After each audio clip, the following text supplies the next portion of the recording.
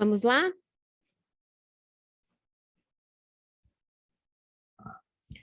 Os outros companheiros estão entrando, eles vão acompanhando.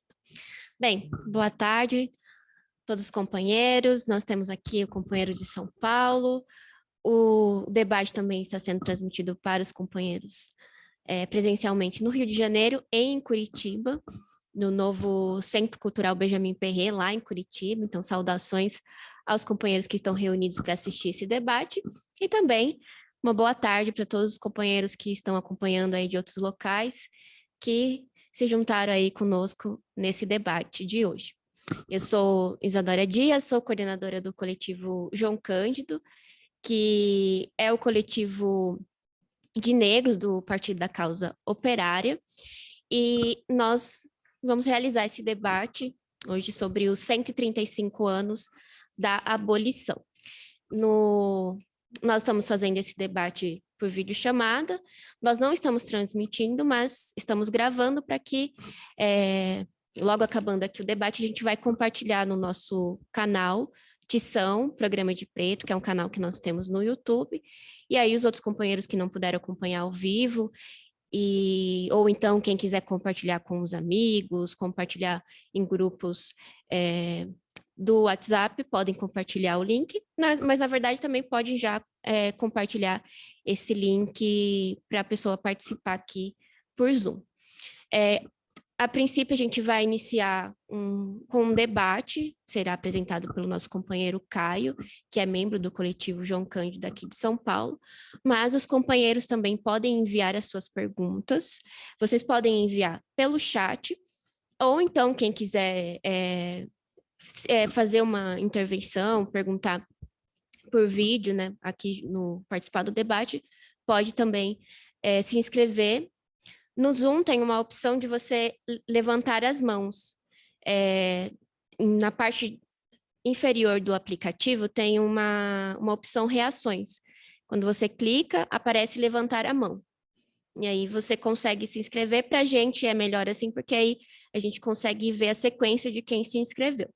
E para os companheiros que estão aqui nos acompanhando presencialmente, podem se inscrever com o companheiro Tiago Pires. Levanta a mão, Tiago. Nosso companheiro. E ele tem o microfone, e aí vocês falam ali na frente do outro computador. É isso, companheiros. Só mais uma coisinha. Nosso coletivo se reúne semanalmente e nós temos já as reuniões aqui de São Paulo definidas todos os sábados às 17 horas, na Avenida Jabaquara, número 2002, na sala 11. É pertinho o metrô da Saúde, então 2 quarteirões, ou até menos, você chega ao local, é fácil acesso. E também nós teremos reuniões ao sábado às 17 horas em Olinda. Eu vou só olhar aqui o endereço, que eu não lembro. Ó, em Olinda vai ser todos os sábados. Ixi, não é esse endereço. Eu passo aqui já informo certinho o endereço. Oi? Não, endereço em Olinda. Eu confundi se o companheiro Vitor estivesse aqui, ele confirmava ao vivo. Mas o companheiro justamente está vindo lá de Olinda. Mas eu já mando aqui para vocês e também deixo as informações no link do vídeo no nosso canal.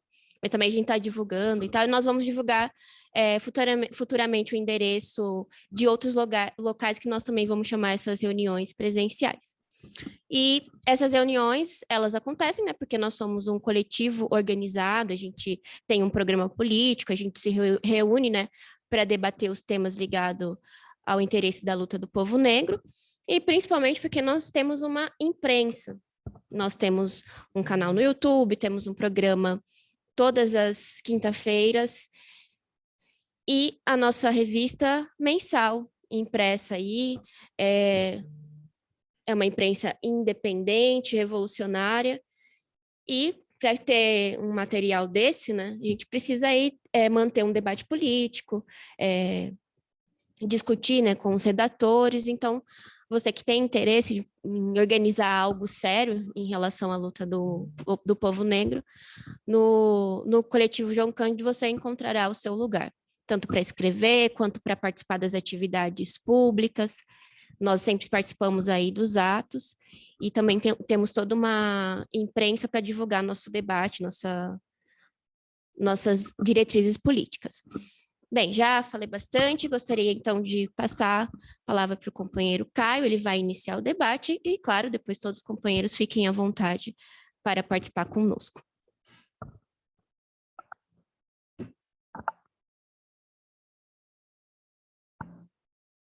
Beleza. Bom, boa tarde a todos os companheiros que estão aqui, os que estão assistindo. Eu vou fazer só uma colocação inicial, né, breve, sobre o problema da abolição da escravatura no Brasil e de como a esquerda e a direita veem esse momento, né, que é um momento dos mais importantes que tiveram na história do Brasil, né, dos mais luminosos, vamos dizer assim, mas que dos dois lados, né, o pessoal procura tirar o brilho desse acontecimento importante, né? Um deliberadamente e outro por confusão política também, né? O 13 de maio ele já foi uma data muito comemorada no Brasil como uma dessas datas importantes, né, da nossa história, como por exemplo a independência e outras. Mas depois ele caiu um pouco no esquecimento, né, inclusive do próprio setor da esquerda. No fim dos anos 80, por aí, no final da ditadura, o próprio movimento negro, que era combativo na época, né, o MNU, movimento negro importante na época, que estava organizando aí os negros, mas eles colocaram essa questão, né, de colocar o Dia da Consciência Negra, né, como o 20 de novembro, que também é uma data importante, que é o falecimento de Zumbi dos Palmares, né? E principalmente os setores mais pequenos burgueses, hoje em dia, eles condenam profundamente o 13 de maio. Bom, aí só destacar o porquê dessa condenação dupla, né? Como a gente vê, de setores de esquerda e de setores de direita, né? Os setores de esquerda, eles consideram que o 13 de maio foi uma grande farsa. Não sei se o pessoal já teve a oportunidade de ver, né, esse tipo de colocação, né? Foi uma farsa, né? Na verdade, não acabou com a escravidão nada e o negro seguiu com muitos problemas, não foi indenizado, por exemplo, né? Entre outras coisas. Então, o processo, como vendo, né, depois, né, posteriormente, passado o tempo, você olhando para a situação do negro e viu que a situação do negro o negro não se emancipou completamente, então condenaram o 13 de maio como uma farsa. Inclusive, eu já vi, né, as pessoas falarem que a situação do negro até piorou depois que veio a abolição, né, da forma como foi feita. Eu peguei um trecho de uma matéria que saiu ano passado do site Alma Preta, né, onde eles têm na verdade foi um vídeo que eles fizeram, mas que fala o seguinte, só queria ler um trechinho, porque é um índice um pouco do que pensa no setor da esquerda, né? Que ele coloca assim, no vídeo, né? Entre aspas, a falácia de que a Lei Áurea pôs fim à escravidão cai por terra se olharmos para o dia seguinte do 13 de maio. Você pode perguntar, o que aconteceu no 14 de maio de 88? Uma população de 750 mil negros e negras alforriados, pessoas que sofreram e tiveram seus familiares mortos, receberam o direito legal à liberdade, porém, sem nenhum amparo legal ou medida indenizatória por parte do governo imperialista. Aí eu não sei por que ele usou a palavra imperialista, que é meio estranho, né? Mas tudo bem. É porque era o império, tá? Tudo bem. Era o império, verdade. Aí eu queria ler uma outra passagem desse um historiador de direita. Hoje se diria que ele é de extrema direita, né? que é o historiador Oliveira Viana, que é do século passado, né? Morreu em 1951, e ele era um cara... hoje eu acho que os livros dele seriam até proibidos, né? Do jeito que está a situação brasileira. Mas ultradireitista, ultradireita, contra o negro, contra... Aí ele fala o seguinte, no livro dele, que chama O Ocaso do Império, onde ele analisa o Império. Aí tem a parte que ele fala desse momento fundamental, que é a queda da escravatura, que é a queda do Império também, né? O Império não dura nem um ano a mais.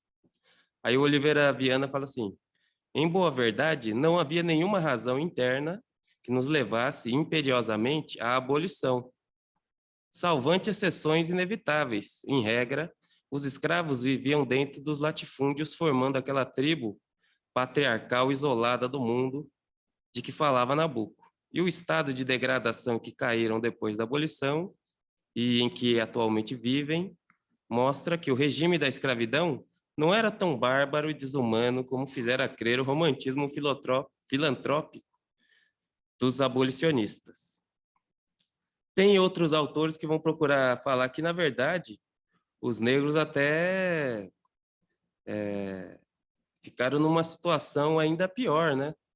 Depois da abolição, por conta que foram largados aí, então os escravocratas diziam, né? Esse era um dos argumentos deles, inclusive, para não ter a abolição tal como ela foi, feita de uma vez por todas, porque na época que se esperava, o que o Partido dos Escravocratas queria era fazer uma transição longa, devagar, né, sem nenhum problema. Essa era a posição do Partido Republicano Paulista, por exemplo, que era o partido dos latifundiários, né? Dos grandes latifundiários, embora tivesse abolicionistas lá também.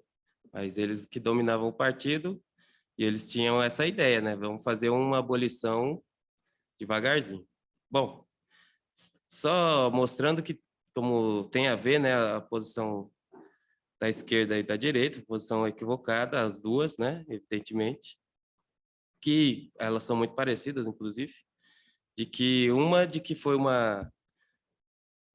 você vê que a direita, ela considera que a abolição ela foi uma benfeitoria da princesa, como ele falou aqui, o Oliveira Viana, né? A princesa estava muito sentimental, né? E ela via a situação dos negros e tomou essa medida meio despropositada, sem considerar o problema da economia do país, da mão de obra, nada. E como ela era muito boazinha, ela fez isso. E já os setores de esquerda, eles consideram que é isso também, né? Foi uma espécie de...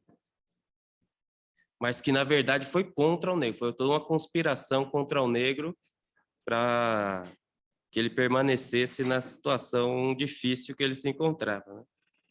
Bom, só para falar, então, um pouco dos últimos períodos da escravidão, para a gente ver que, na verdade, a abolição ela foi constituída na verdade, uma revolução, né, no país. Uma revolução, alguns falam que foi a única revolução vitoriosa, popular que o país teve, foi essa daí, né? A única. A abolição, a única que chegou aos termos, né? Bom, a escravidão no Brasil durou desde 1530, né, quando foi instituída, até 1888, que é um longo período. Até 1850, durante todos esses 300 anos, o negro ele lutou sozinho contra a escravidão, sem apoio popular de ninguém, né? Então, as principais estratégias de luta contra a escravidão do negro eram a insurreição, né, as guerrilhas e os quilombos. Então, essas eram as duas principais formas de rebelião negra durante o período da escravidão toda, né? No Brasil, inclusive, houveram muitas tentativas de insurreição que não chegaram a termo, mas que abalaram, né, o país como um todo. Mas houveram muitos quilombos, desde pequenininhos até muito grandes, como o Quilombo dos Palmares e outros do mesmo tipo, né? Mas até 1850, o negro ele luta praticamente sozinho, né? Sem apoio de outros setores da população brasileira. Mas a partir de 1850 é que vai surgir o movimento abolicionista no país. Um dos principais, um dos pioneiros desse movimento é o famosíssimo, merecidamente, Luiz Gama. Foi negro, era um negro, né? Que foi vendido, nasceu livre, mas foi vendido pelo pai, aparentemente. Era baiano. Veio para São Paulo, trabalhou aí, parece que em Campinas, lá numa estalagem, né? Onde ele aprendeu a ler e escrever com 17 anos de idade. Se tornou um dos maiores escritores brasileiros, né? O Luiz Gama, poeta, jornalista, advogado, frequentou a Faculdade de Direito do Largo São Francisco como ouvinte, né? Ele não podia ter diploma.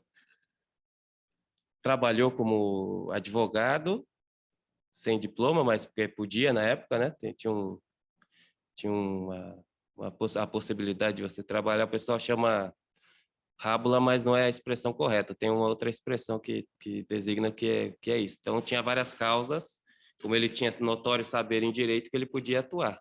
Atuou na defesa de vários escravos, inclusive, defendeu que o escravo que mata o senhor mata por legítima defesa, que é uma coisa bem... E também publicou vários jornais abolicionistas, né? O primeiro jornal, acho que foi o primeiro jornal satírico do Brasil que ele publicou, chamava O Diabo Coxo, junto com outro cara que era desenhista, não, como fala? Não, cartunista, mas tem um outro nome. Chargista, né? Tipo chargista, onde eles criticavam a política, denunciavam, né? Faziam as charges, as caricaturas. Mas durou pouco esse jornal, porque é difícil a situação. Teve vários outros jornais que ele participou. Então, o Luiz Gama foi o grande nome do abolicionismo em São Paulo, e no Brasil inteiro também. Outro destaque que a escravidão, né, ela se desenvolveu no Nordeste primeiro, depois ela veio para o Sudeste com o ouro, e depois se concentrou em São Paulo e no Rio de Janeiro, por conta do café, né? Então,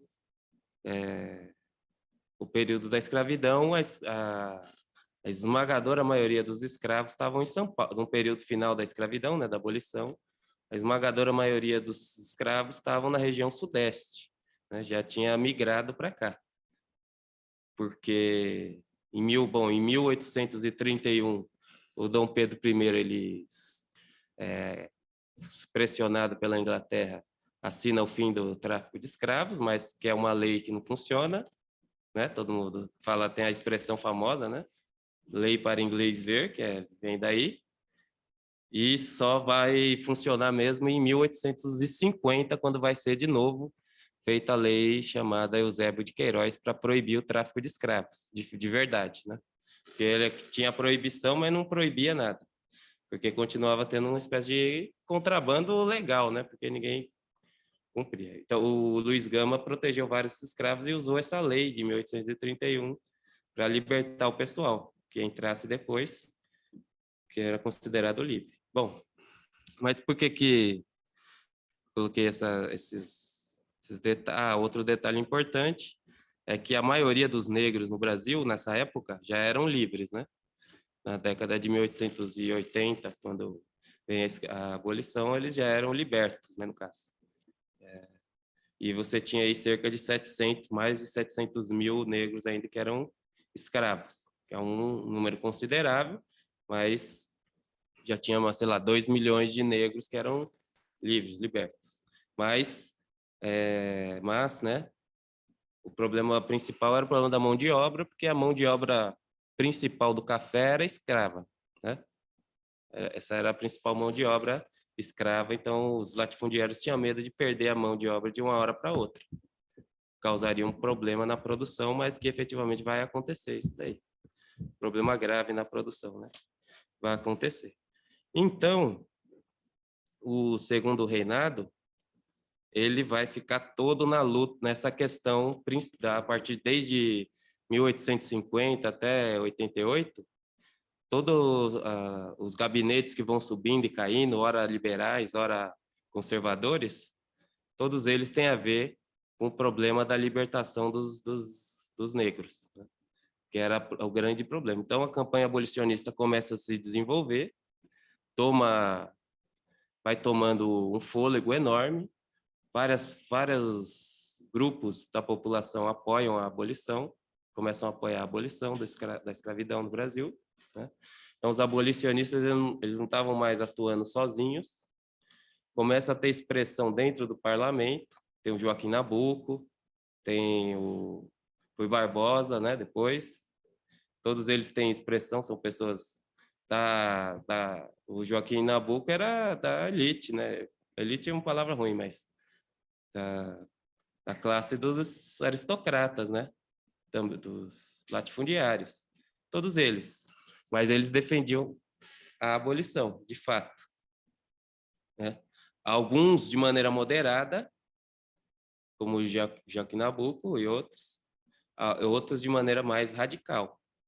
E também se desenvolveu os abolicionistas, a ala radical, que era formada pelo Luiz Gama e depois pelos seus sucessores, que era principalmente o Antônio Bento, famoso Antônio Bento, dos Caifazes, que era daqui de São Paulo também.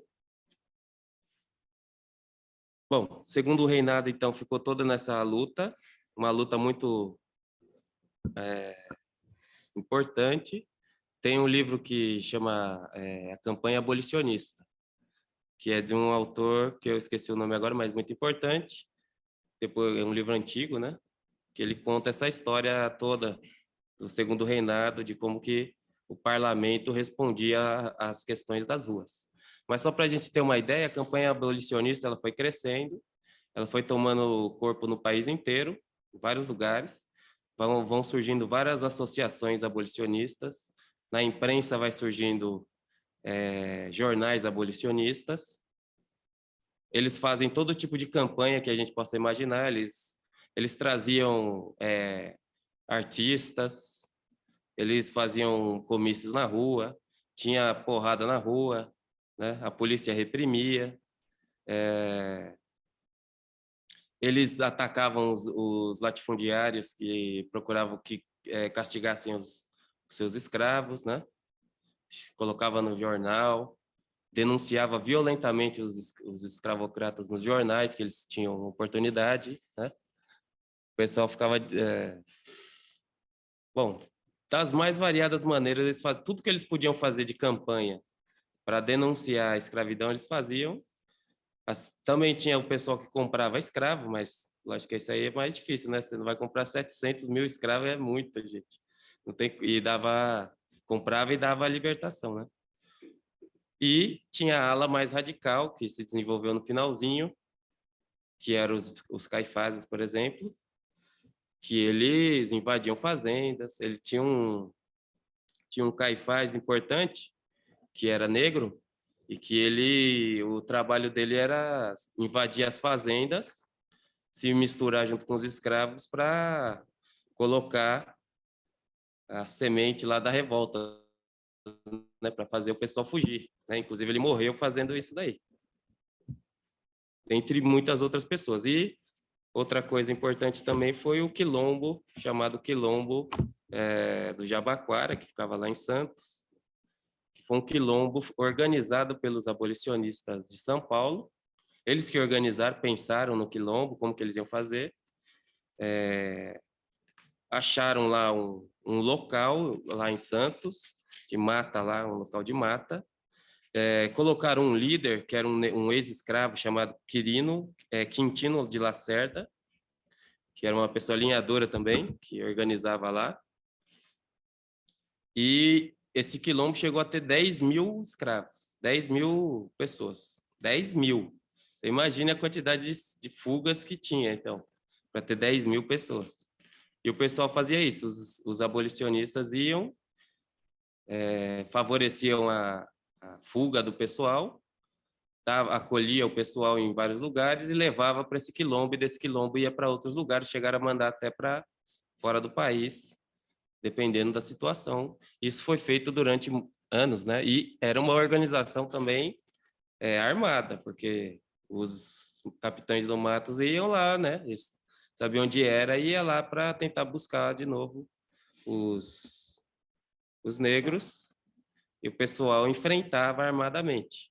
Então, rapidinho, eles até tem um relato que fala, rapidinho apareceu 200 homens armados para a gente montar o negócio. Eles começaram a fazer isso. Bom, então dá para perceber que o abolicionismo foi um tipo de partido que se desenvolveu no Brasil, um partido geral, né? Onde as pessoas se agrupavam, desde a ala mais radical até a ala menos radical. Como aconteceu na Revolução Francesa, né? Você tinha lá o pessoal que queria destruir o regime feudal, vamos dizer, o que restava do regime feudal. Na Assembleia Constituinte, você tinha desde os mais radicais até os mais moderados. Aqueles que queriam a monarquia constitucional, aqueles que queriam a república e tal. Então, é o mesmo modelo, né, que acontece. Inclusive, os Caifases tinham um jornal muito importante, e nesse jornal, no editorial, eles falam, né, que eles aceitam, pela abolição, nós aceitamos qualquer coisa, até a revolução. A revolução está pensando na Revolução Francesa, eu creio, né? Quer dizer, a derrubada da monarquia e tudo mais, se isso te levar à abolição. Em 1887, o pessoal fazendo tanta campanha, né?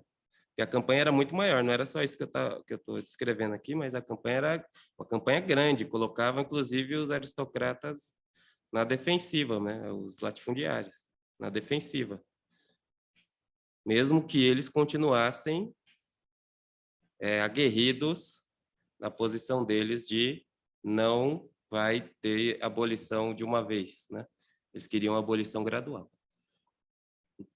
Tanto que o Partido Republicano, acho que na década de 1870, tirou a resolução de que abolição só gradual e com indenização para os latifundiários que vão perder sua propriedade.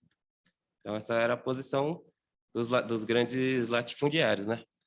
E também, conjuntamente a isso, estava acontecendo a imigração dos europeus para o Brasil, e a introdução do trabalho livre, nas fazendas, inclusive. Ao mesmo tempo, né? Foi uma resposta da campanha abolicionista, e isso estava acontecendo. Um detalhe importante, né? Que também o pessoal critica, né? Isso daí, mas os imigrantes, eles eram, em grande medida, abolicionistas. Diz que os italianos que vieram para cá, muitos deles viraram caixeiro viajante, e ali eles iam fazendo campanha nas fazendas contra a escravidão, pela rebelião dos escravos, né? Pela fuga, na verdade. Fuga pacífica. Bom, chegou uma hora, teve a Guerra do Paraguai também, que é um tema de debate que o pessoal fala, mas, para terminar, para mostrar como foi um negócio muito amplo, né? Desde os imigrantes, os sindicatos, a população da população comum das ruas, vários sindicatos da época, várias categorias da época, todos eles participavam da campanha abolicionista de alguma maneira, ajudando financeiramente, acolhendo pessoas. Então, os escravos que fugiam, por exemplo, eles chegavam e eram acolhidos na cidade pelas pessoas e dirigidos para algum lugar.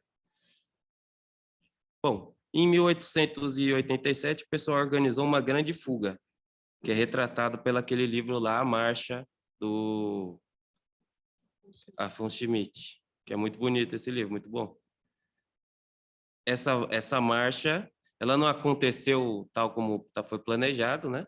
mas ela foi acontecendo gradualmente. O que era isso daí? Os escravos simplesmente abandonavam as fazendas em peso, pacificamente, pegavam e iam andando na estrada, embora, sentido São Paulo, cidade de São Paulo. Milhares de escravos foram fazendo isso daí. Abandonavam, os senhores de escravos ficavam no meio da colheita, sei lá, sem saber o que fazer. Você vai... O exército não queria reprimir mais, porque já tinha tido briga, já tinha, inclusive, gente das próprias forças de repressão morrido nesses confrontos aí. O exército chegou e mandou para a Princesa Isabel, eles mandaram um telegrama, né? Telegrama não, nem sei se tinha telegrama na época, mas uma carta, sei lá, um pedido, onde eles falam assim, vou ler para vocês.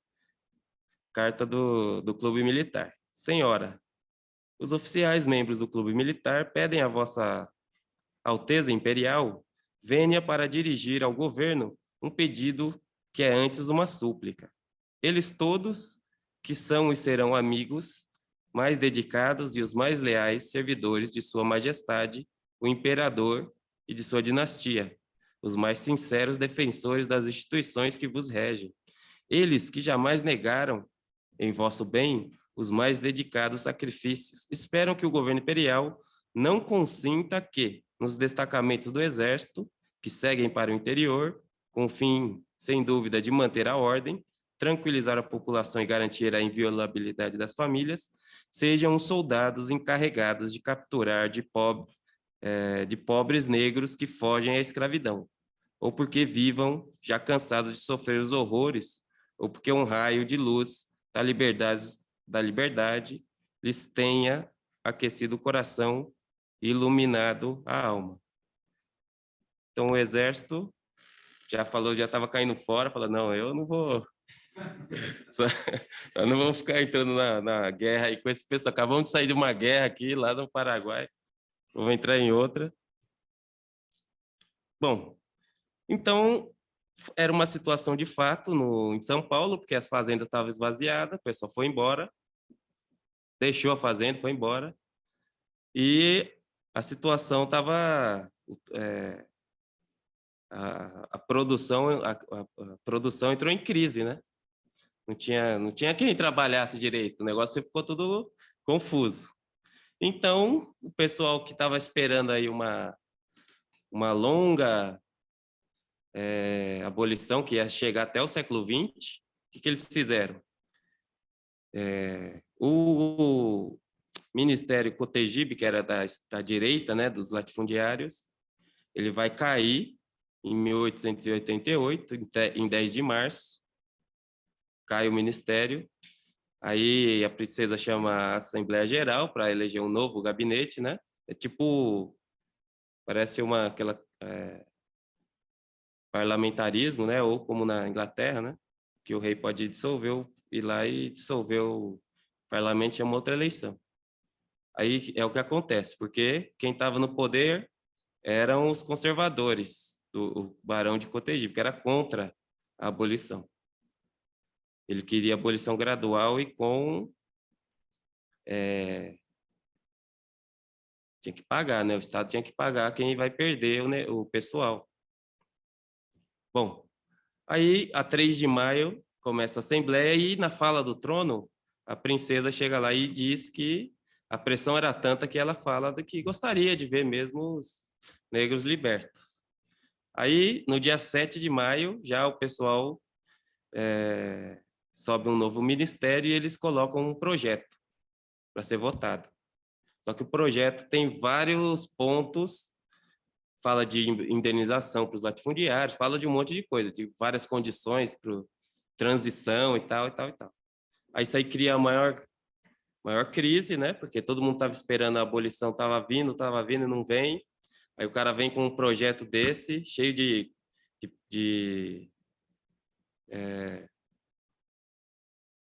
condições e tal. O projeto não é aceito, não vai passar. Aí, como o projeto não ia passar de jeito nenhum, porque os abolicionistas tinham uma parte do parlamento, né? O projeto não ia passar, eles precisavam resolver a situação. No dia 8, né? Eles fazem um acordo lá e no dia 8 é lido o projeto como ele efetivamente foi para que fosse passado. Você vê, a situação era tão dramática que o projeto foi lido no dia 8 e votado, e no dia 11 já foi votado no Senado, e no dia 13, sancionado pela, que era domingo, né? Sancionado pela regente, que estava lá no Rio de Janeiro, milhares de pessoas na frente lá esperando, né? Ela assinar a Lei Áurea. Até o Joaquim Nabuco faz um discurso, né? Quando ela assina para a multidão.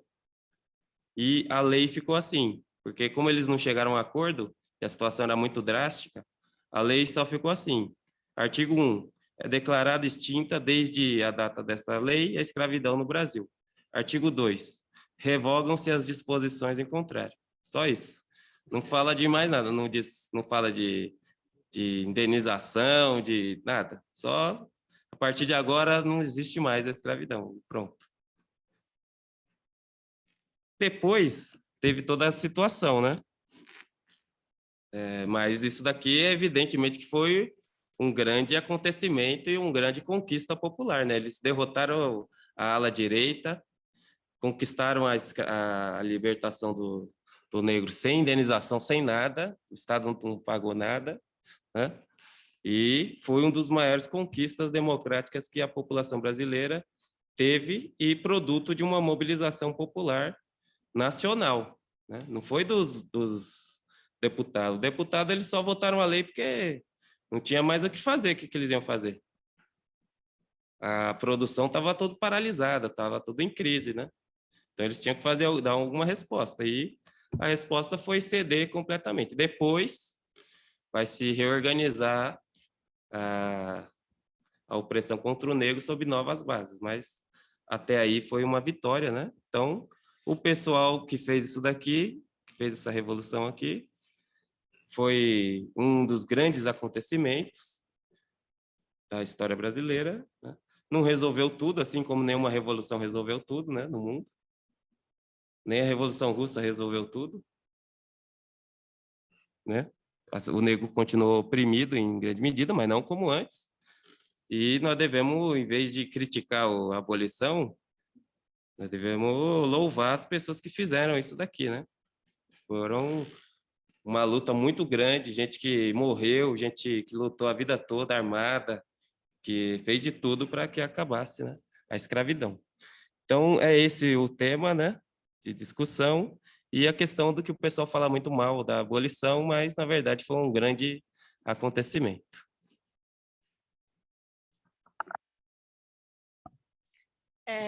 Eu queria acrescentar no debate essa questão aí que a gente vê um setor, à direita, claro, que não é nenhuma surpresa eles falarem que não deveria se comemorar a escravidão, que por eles, não é que eles terminariam a escravidão dos negros, por eles todo trabalhador, toda a população pobre deveria ser escrava, né?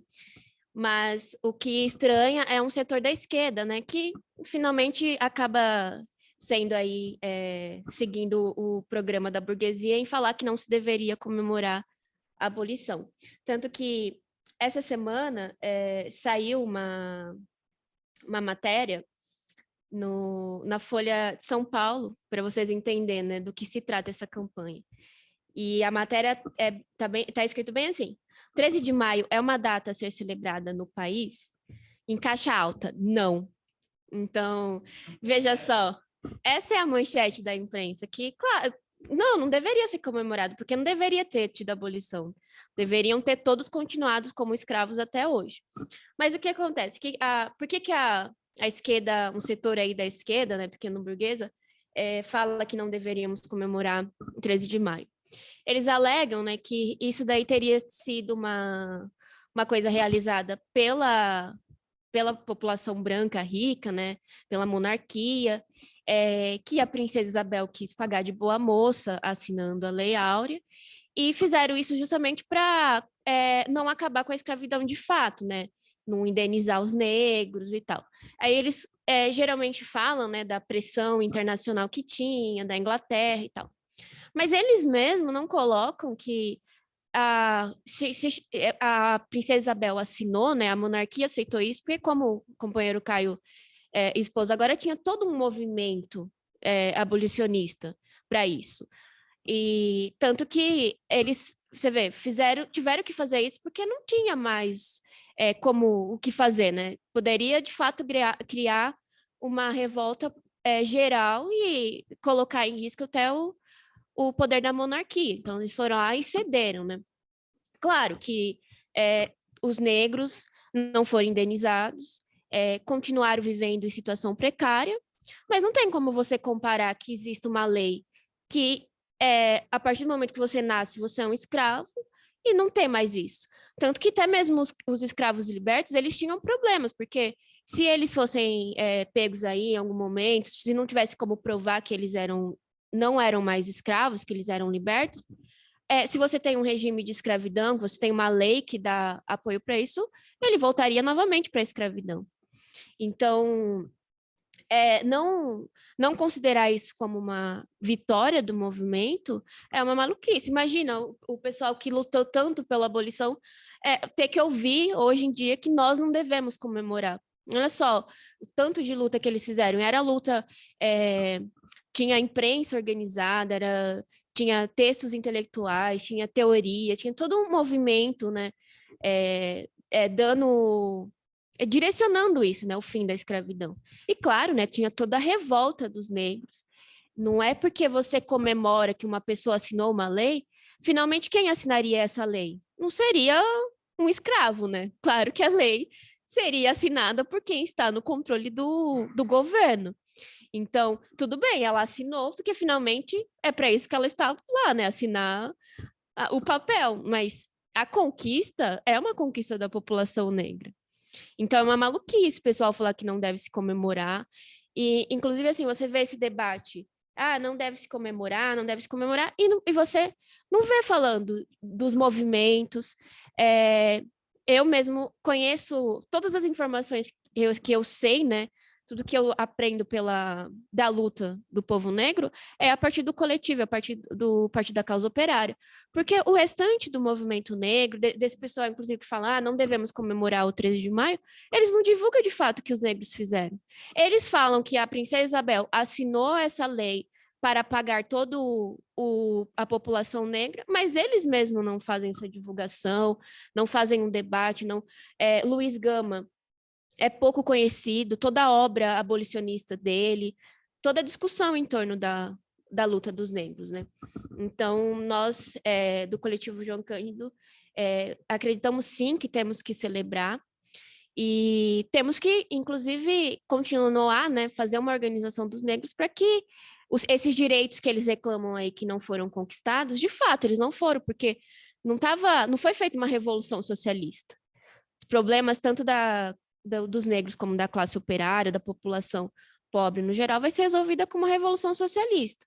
Mas a gente sabe, né, como marxistas, que a Revolução Socialista também é um resultado de todas essas lutas, né? Inclusive até das lutas pelos direitos democráticos. Então, não tem como você falar que o negro ia sair da escravidão, nessa situação, né, da monarquia e tal, naquele momento histórico, e impor um regime operário, né?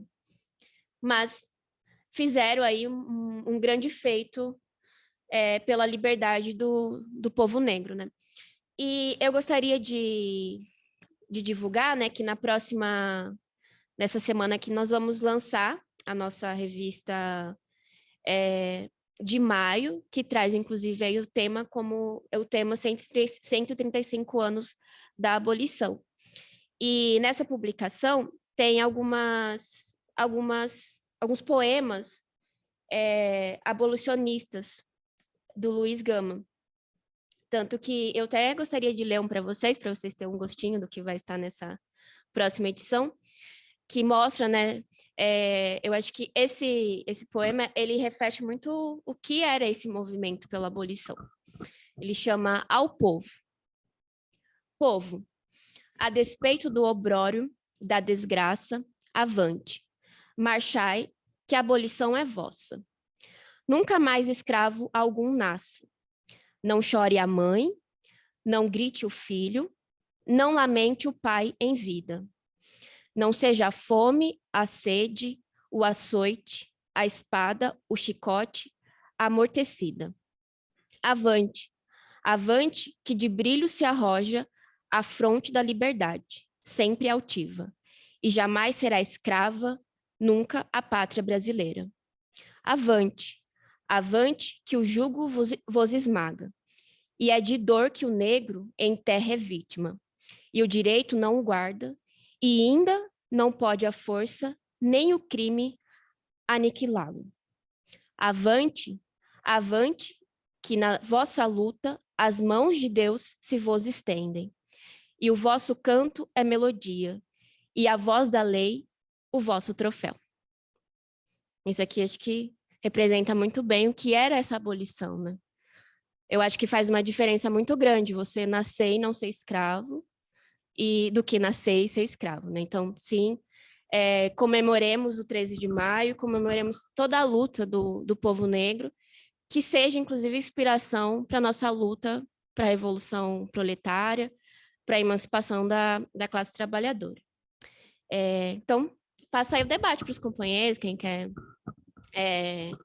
contribuir. E daqui a pouquinho eu mostro a capa para vocês da próxima revista, vocês já podem garantir, está inclusive muito bonita, e tem também, além dos poemas do Luiz Gama, tem um texto do Rui Costa Pimenta, sobre a abolição, todo o processo, né? Tiago, tá inscrito? Pode falar, companheiro. Vai lá na frente da...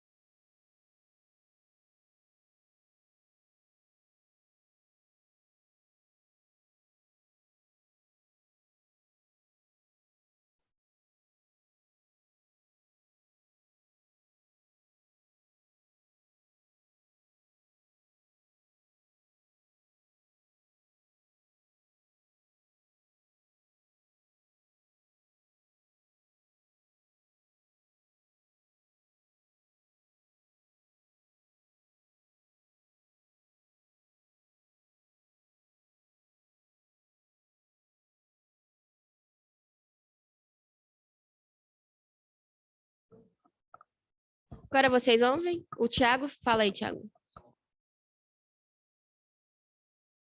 Dei um joinha no...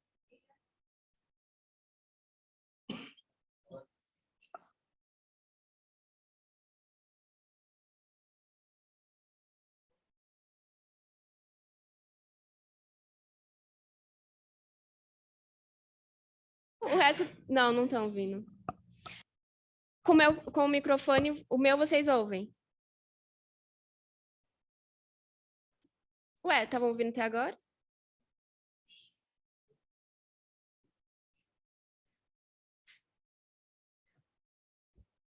Meu microfone vocês ouvem, companheiros?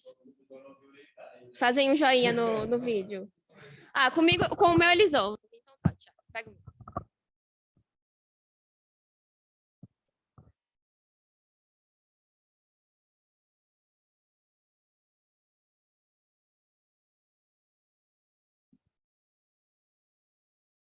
Não foi?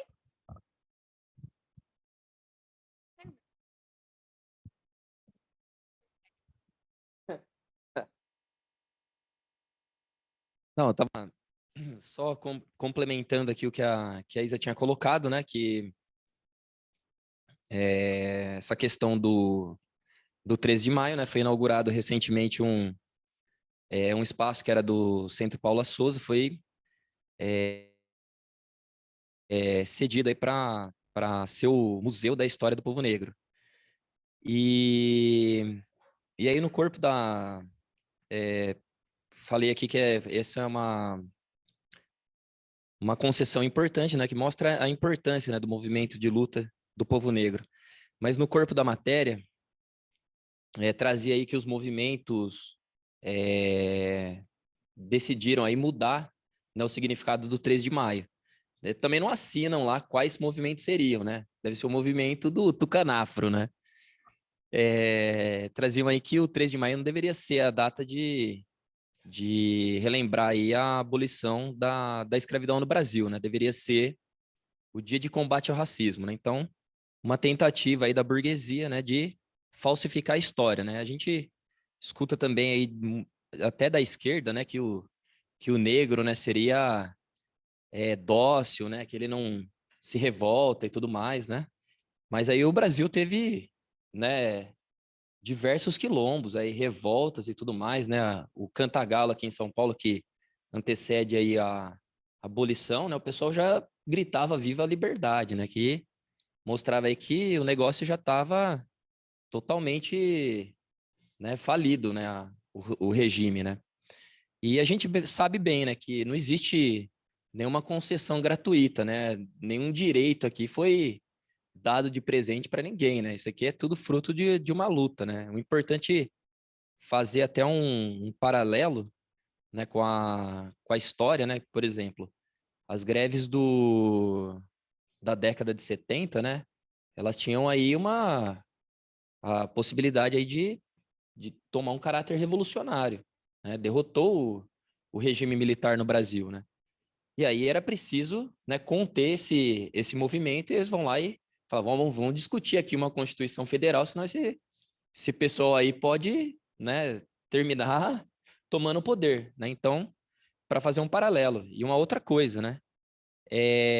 Não podemos deixar de acrescentar um dado, que é o fato de que a monarquia já conhecia o que tinha acontecido no Haiti, por exemplo, né?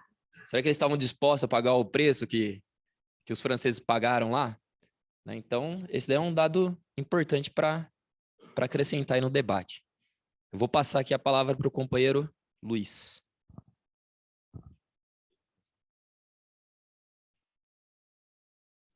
Licença, gente, boa tarde. Como professor, eu queria trazer também o debate um pouquinho para a questão de como que isso é discutido nas escolas, né? E eu acho que a importância disso é porque, geralmente, quando a gente não tem contato com o coletivo, né? João Cândido, como a Isa falou, antes daqui, o contato que eu tive com esse assunto foi pouquíssimo, com alguns professores de direita bem ruins que eu tive, e os de esquerda que eu tive geralmente traziam nessa linha de que a abolição era fruto somente de pressão externa e tal. Isso tanto em cursinho quanto na escola mesmo que eu estudei, que é onde a gente tem um contato com esse assunto. E saber a importância de quanto que os professores têm fundamental importância em trazer essa visão para a sociedade em geral, ou se isso realmente é uma coisa que vem de fora. Porque eu tenho a impressão, por alguns colegas professores de história que eu tenho, que isso é uma coisa que o próprio currículo acaba trazendo. Assim, não, a gente precisa ensinar aos alunos que a abolição foi fruto da pressão externa. E muito pouco se fala do restante. Das coisas internas que aconteceram. Por exemplo, a marcha que você falou, eu não conhecia diversas coisas que aconteceram aqui dentro, mas o de fora a gente acaba conhecendo porque, entre aspas, é o que cai no vestibular, o que vai ser perguntado depois, né? Que no final das contas é pelo qual a gente estuda, né? Em última instância. Então, eu queria entender a importância justamente do papel da educação nisso, assim. Né? E eu, como professor de matemática, de física, eu tento entender como é que a educação acaba ajudando ou atrapalhando esse debate, né?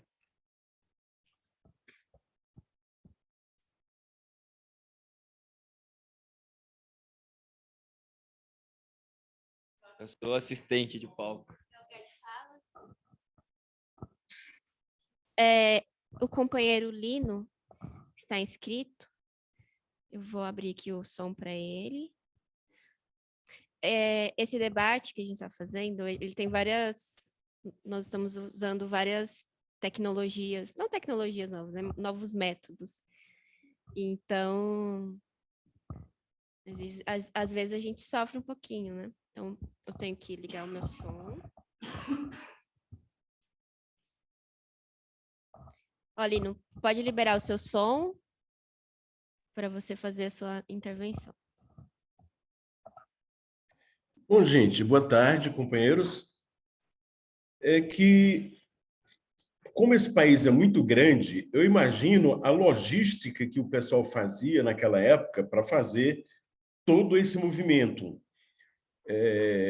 Eu vou ser breve, porque eu sei que tem outras pessoas que querem falar, mas, por exemplo, no estado de Alagoas, teve um cidadão famoso também, chamado, não lembro agora o nome, mas é o Quilombo dos Palmares, que foi, digamos, talvez o maior defensor nessa história toda dos negros que fugiam das fazendas e iam para esse quilombo que era imenso.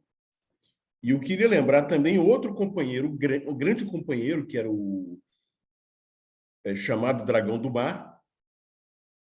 Acho que o nome dele era Chico de Matilde, que era a mãe dele, chamava-se Matilde, e ele, através com a sua jangada, ele pegava como é que chama, os companheiros que fugiam das fazendas e iam para o mar, e ele levava esse pessoal para um determinado local. Ou seja, é algo maravilhoso que foi feito, digamos, a pé, gente. Essa turma não tinha carro, essa turma não tinha cavalo, essa turma não tinha simplesmente nada. Foi feito, como o Caio falou, na base da força, na base da garra. Foi isso que fez isso. Foi isso que os escravos conseguiram transformar esse país. E foram esses escravos também que lutaram na guerra, na guerra contra o Paraguai. Ou seja, tem tanta coisa interessante nessa história toda que, se eu for ficar falando aqui, eu vou colocar como é que eu vou dizer? Eu vou colocar tanta coisa interessante, mas eu vou ficar por aqui, porque eu só queria colocar essas duas questões, que são do Quilombo dos Palmares e do Dragão do Mar. Obrigado, gente.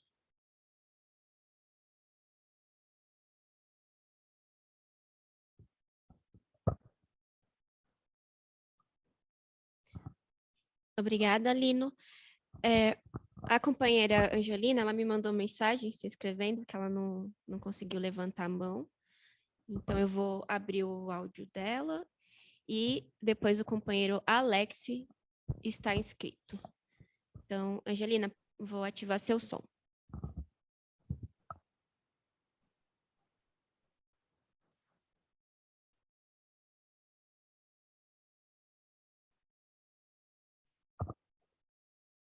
Angelina, você precisa ativar o seu som.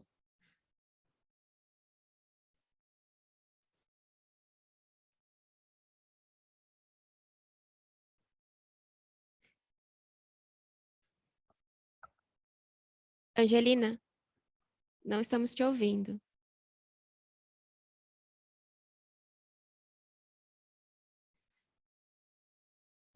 Quando eu peço para... Agora foi.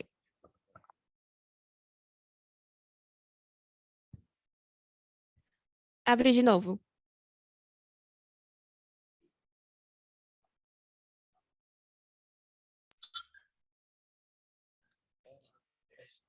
Será que está fechando? Tenta de novo, Angelina.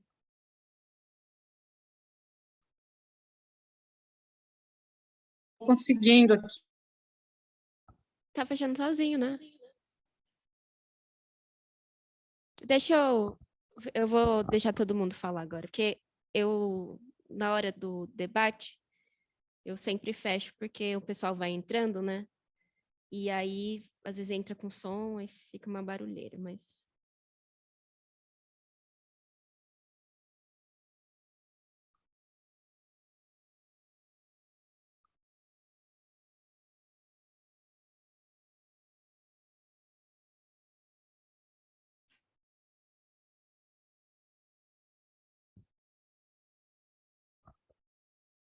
Tenta de novo, Angelina.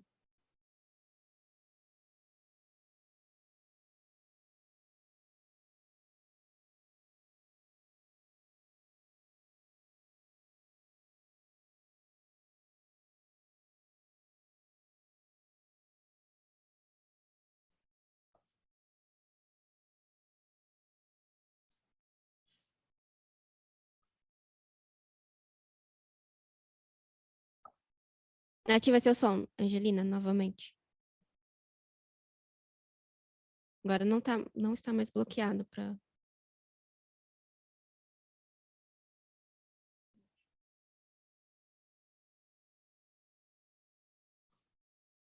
Vamos testar com outro companheiro? Alex, tenta abrir o seu som.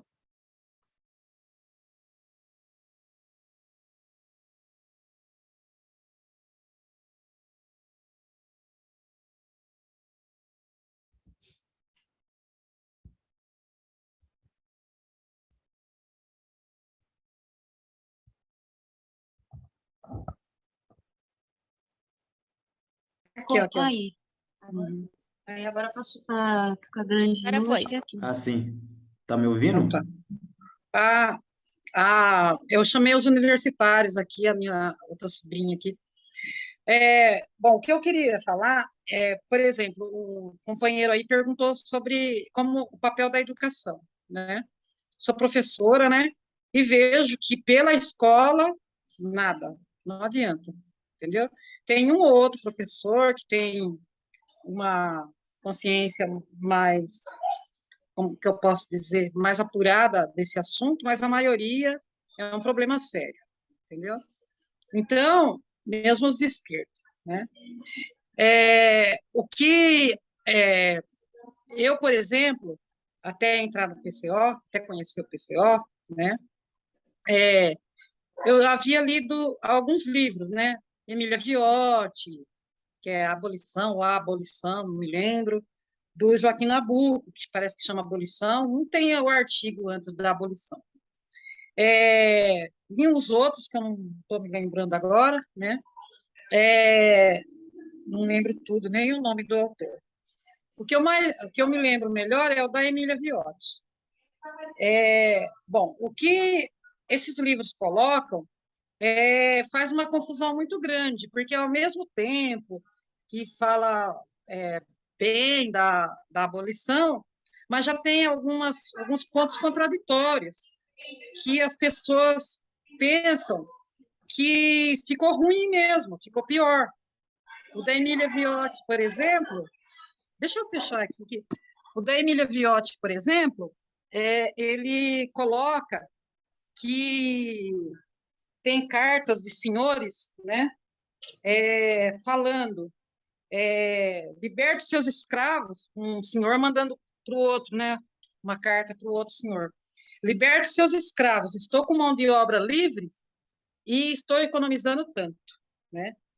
Então, tem muito a ver também com o que o Rui e o PCO, né, teve alguns programas, e eu lembro bem do Rui falando, que hoje um patrão gasta menos com um trabalhador do que um senhor gastava com escravo naquela época.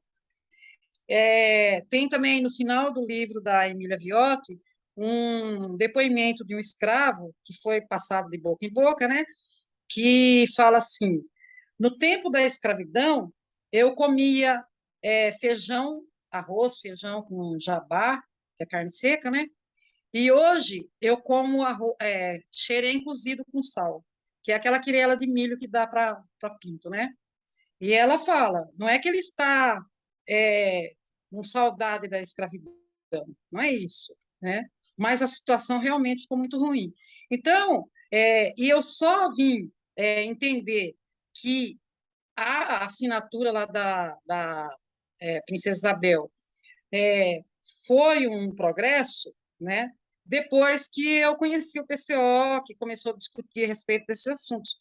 Porque eu também achava que o dia 13 não tem que ser comemorado, até hoje eu tenho essa ideia, né? Eu achava que dia 20 é que tinha que ser comemorado, por causa do zumbi e tal, né?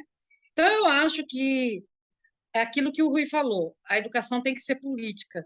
Pela escola, eu não acredito que a escola vá mudar esse pensamento que as pessoas têm a respeito da abolição, questão do negro. Escola, não. Eu acho que é realmente a educação política, porque foi a partir da visão, da explicação das aulas, que a primeira aula que eu assisti foi no dia 13, foi no 13 de maio, não lembro se foi exatamente no dia 13, foi o Juliano que fez, né, deu a aula, muito boa, eu estava presente aí, em São Paulo, e ainda eu me lembro que ele falou, a abolição está por vir, né, e é por isso que eu fico animada com o que está acontecendo lá na Ucrânia, né, com a Rússia, né, sendo muito combativa na questão lá de combater lá os Estados Unidos, né, o imperialismo e tal, porque eu acho que é isso, é combater o imperialismo que nós vamos chegar na verdadeira, não verdadeira, porque o socialismo não liberta totalmente o ser humano, né? Só o comunismo mesmo. Mas o outro grande passo que é o socialismo, né? Que será quando a gente derrubar o imperialismo, os imperialismos e principalmente o imperialismo norte-americano. E aí é por isso que eu fico animada com a questão da Rússia, né? Porque eu tenho esperança que ela derrube uma parte aí já desse poder, né? Para a gente caminhar para o socialismo, que aí sim, né? A gente caminha mais para a liberdade de todos os seres humanos, né? E os negros nesse meio também, que, né? O, todos nós, brancos e negros, né? Sairemos dessa situação de triste que a gente vive. Eu acho que é isso. Muito agradecida. Obrigada, Angelina. Próximo inscrito, companheiro Alex.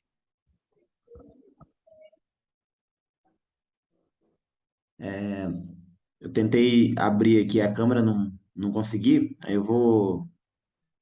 Ah, consegui agora. Vocês me ouvem, né?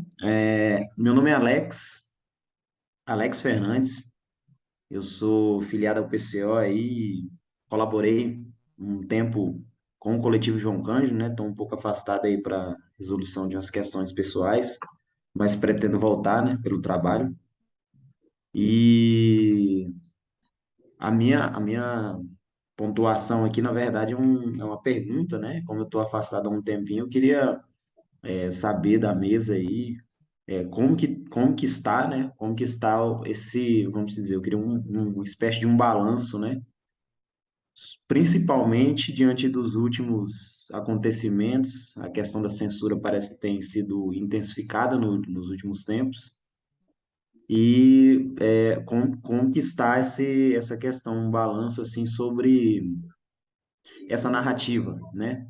É, o PCO tem um coletivo, né, de negros que defende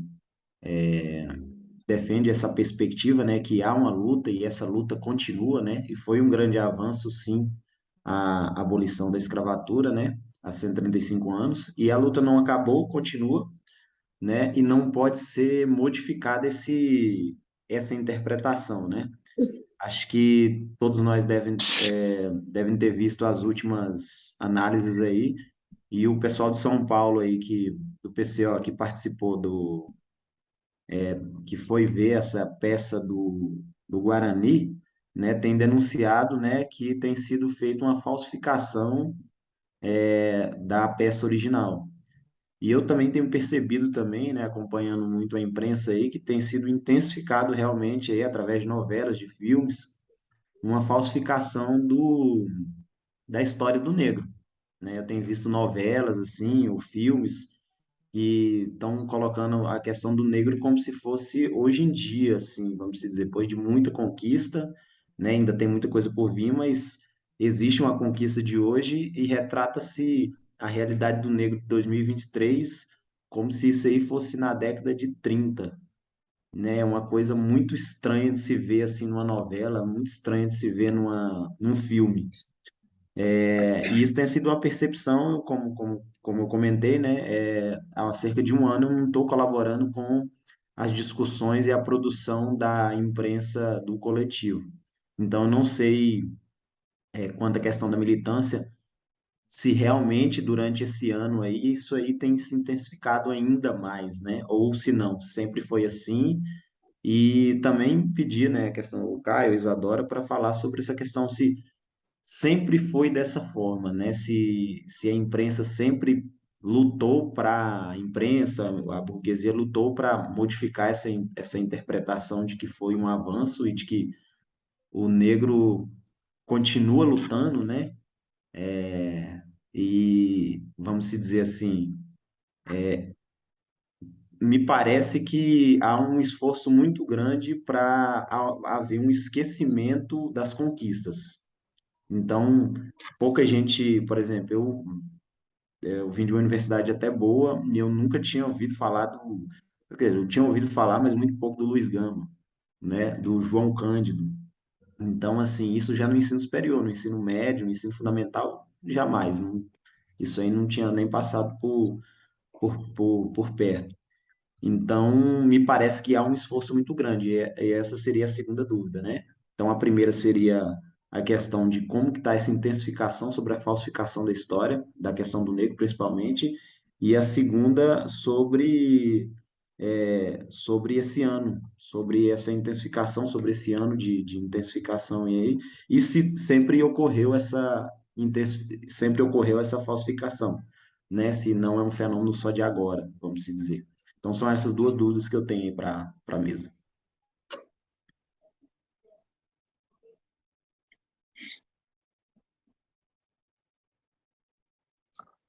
Próximo inscrito é a companheira Beth.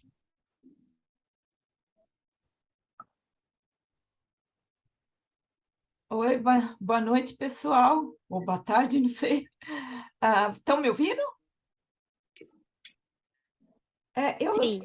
Eu queria um pouco, pegando carona no que a companheira Angelina falou, eu queria, quer dizer, eu mandei o convite do debate para várias pessoas, né? E eu queria comentar uma reação que eu tive de uma pessoa que mora aqui na Áustria, que eu até falei que ele deveria participar, mas infelizmente ele não veio para trazer isso, porque a reação dele, quando eu mandei um convite, ele agradeceu e disse: acho bom para colocar os pingos nos i sobre a farsa de Isabel.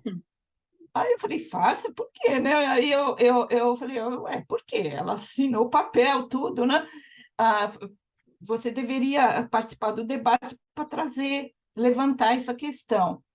Aí ele só falou assim que politicamente foi um avanço devido ao atraso da libertação, eu acho, da escravidão, né? Mas foi um teatro para os que se viram abandonados sem alternativa de sobrevivência. Quer dizer, isso é uma questão que eu ouço muito, né?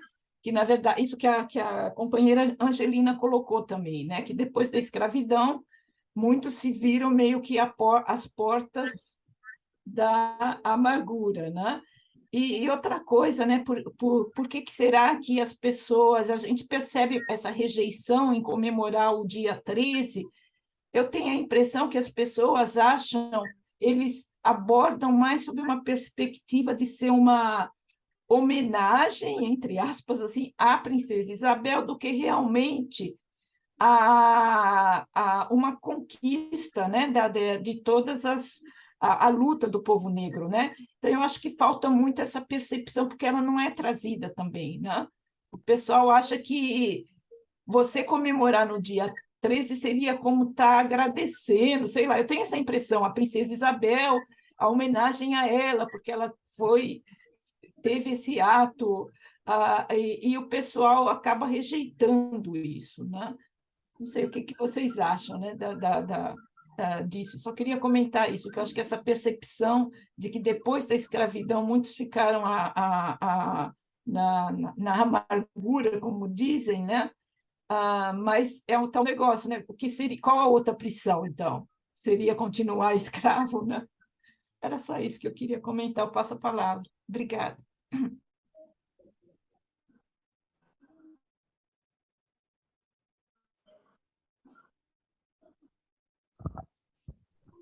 Aqui nós... Tem mais escrito aí?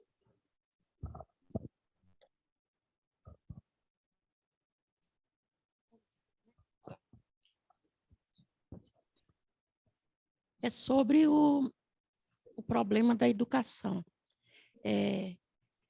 Quando eu estava fazendo a minha faculdade de História, apareceu uma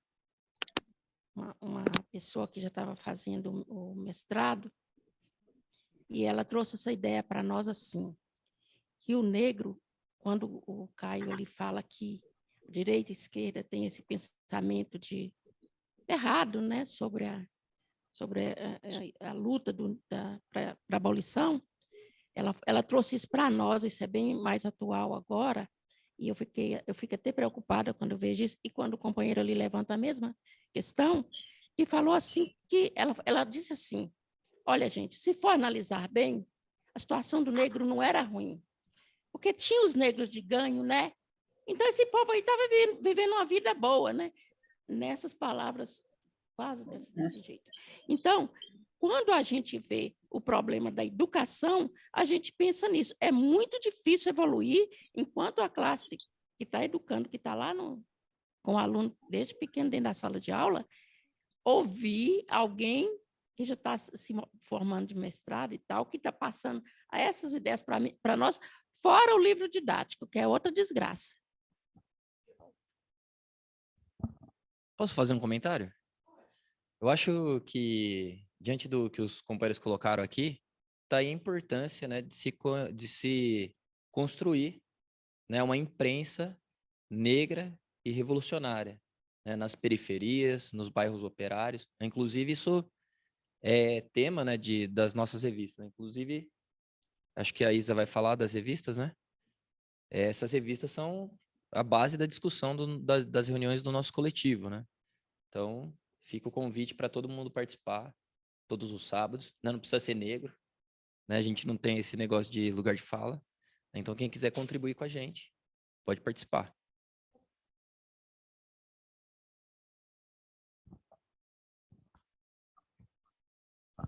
Nós temos mais 2 inscritos, o Zelma e o companheiro Hugo, e aí eu vou pedir para os companheiros se inscreverem durante a intervenção do Zelma.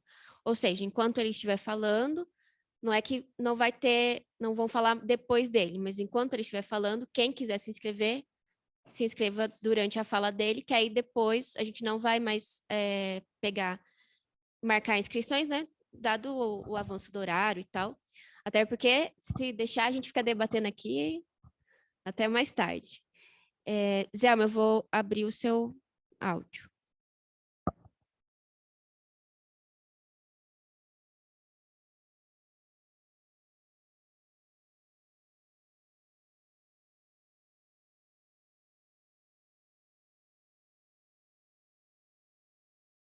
Zelma, o seu áudio não está aberto. Agora vocês estão me ouvindo? Estão me Sim. ouvindo, gente? Tá. Então, boa noite, né? Vou reiniciar a fala. Boa noite, eu estou feliz aqui por estar com vocês, espero estar as outras vezes. Nós não vamos sair daqui fazendo a revolução, assim, a revolução acontecendo, né? Mas dentro de uma perspectiva de um partido revolucionário, de um partido que lê Che Guevara. Nós sabemos que o nosso principal atividade é o trabalho revolucionário, né? Mas ela não vai, e não vou entrar em sala de aula doutrinando a moçada. Não faço isso. De certa forma, eu sou contra a universidade, a escola com partido, porque já me fiz muito mal nessa linha de doutrinação. Faz mal para a gente, né? Então a gente tem que ter paciência, né? A gente viveu uma coisa horrível que foi a ditadura militar, né? Eu lembro que na época se via muito o esquerdismo do Lenin, a doença infantil, né? Mas eu não sei se eles foram esquerdistas ou como está no livro aí do Gorender, né? Que a esquerda estava contra a parede e eles não tinham para onde não tinham como fazer outra coisa. É assim que eu entendo, né? Bom, então na área de educação eu não sei, a gente vai fazendo trabalho de formiguinha. Alguns professores, colegas meus, fazem isso, trabalho de formiguinha. Esse trabalho de formiguinha é muito mais fácil fazer na área de humanas, né? Eu dou aula de ciências da natureza, física, química, e eu sou geólogo. A minha principal formação é de geologia, isso é muito importante. Mas eu não vejo. E outra, tem intelectuais, eu sigo, por exemplo, a Angélica Lovato, que é do grupo Revolução Brasileira, né? Que ela é contra particularmente toda essa fala da pós-modernidade, da transdisciplinaridade. Você entra em aula para dar aula de química, e eu faço isso, e acaba dando aula de ouro, e acaba dando aula da conquista da América, então eu faço muito isso, né? Conquista da América, os caras estavam atrás de ouro, contato com os índios, os negros, né? Mas a história, pela primeira vez, eu estou aprendendo história do Brasil graças à internet e graças ao YouTube. Então, tem canais impressionantes, tem professores muito bons, de todo tipo, né? Desde professor de cursinho, que fica fazendo palhaçada, vários professores. Quer dizer, o ruim disso aí, por exemplo, o Eduardo Bueno, eu acho bom as aulas dele no YouTube. Mas, segundo um colega meu aí, que é bem próximo ao PCO, ele é da Globo. E isso aí desautoriza ele, né?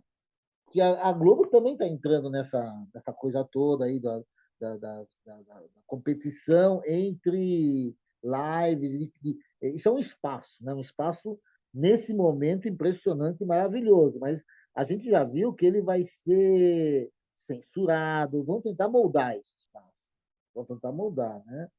E a capacidade a plasticidade do sistema, quer dizer, a revolução já era para ter acontecido no século XIX, né?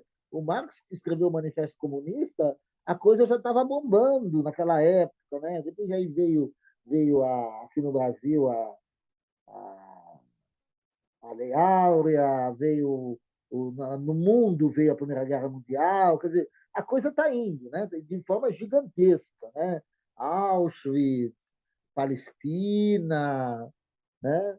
E me parece que a situação é tão. Eu ouvi a fala linda da Angelina, né? Angelina, né? Uma fala bonita, eu conheço ela pessoalmente lá do CCP, é uma pessoa muito bonita. Mas, meu Deus, né? Falar em emancipação da humanidade, mas é o que se tem que falar, né? É um negócio, nossa, é pesado, gente. É pesado. Mas, enfim, não quero, não estou exigindo de ninguém nada, não quero que vocês exijam de mim, que é muito difícil, é muito grande, é imenso. Mas o grande trabalho é esse trabalho de formiguinha. Enquanto der, gente, vamos fazendo essas reuniões. Estou assinando as revistas, estou lendo, eu leio muito, eu sempre gostei muito de ler, mas a vida é complicada, né? A gente corre atrás de dinheiro. Essa pelo menos, é a minha. Gente da galera, né? Foi para a vida e se vira de qualquer jeito, né? Virar artesão lá na Paulista. Eu não tenho toda essa habilidade para virar artesão, né? Os caras viram, né? Sustentam filhos dessa forma, são andarilhos pelo Brasil. Então, a gente tem aí um proletariado imenso, sob condições de vida dramáticas. É isso que aconteceu com os negros, está dentro desse contexto. Está dentro desse contexto. E aí a gente ouve e fica sem falar nada, né? Porque é um trabalho imenso. E quer dizer, não sei se eu não fiz nada para esse trabalho, mas eu tenho a noção, né? Qual é o trabalho comum hoje nos escritórios, nas fábricas? É um trabalho boçal. Vocês vão me desculpar, mas é um trabalho boçal, né? É um trabalho de repetitivo, né? É um trabalho lá daquele filme do Charles Chaplin, né? Não estou lembrado do nome, é aquele trabalho da engrenagem, né? O símbolo do PCO é a engrenagem, ele está dentro da engrenagem e ele se perde na engrenagem e aí ele vai, né? vai andando com a engrenagem. A engrenagem é muito grande. Acho bonito o símbolo PCO que joga. Eu não sei se eu entendo esse símbolo. Talvez vocês tenham muito mais tempo PCO e entendem mais. Mas é a foice e o martelo dentro da engrenagem, né? Eu não quero falar muito, os tempos são difíceis, você teve um louco, você teve uns fascistas. Conclua, por favor, companheiro. Então, nós tivemos um fascista no poder, Bolsonaro. E o movimento nazista aqui no Brasil foi imenso. Você estava vendo aí, a maior célula nazista fora da Alemanha foi aqui no Brasil, né? E a gente viveu, eu vivia pelo menos até agora, sem estar ligado nisso aí. E eles estão colocando a cabecinha para fora. E é óbvio, como sempre, a classe dominante, a burguesia, os bancos, os generais vão preferir, não que eles curtem nazismo, mas eles preferem o nazismo do que perder o poder. Tchau, gente. Espero não ter enchido o saco de vocês. Um abraço.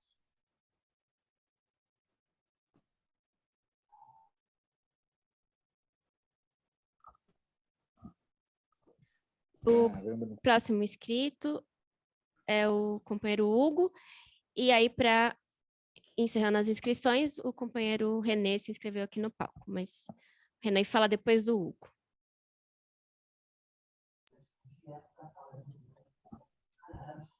Boa noite a todos, todas e todes.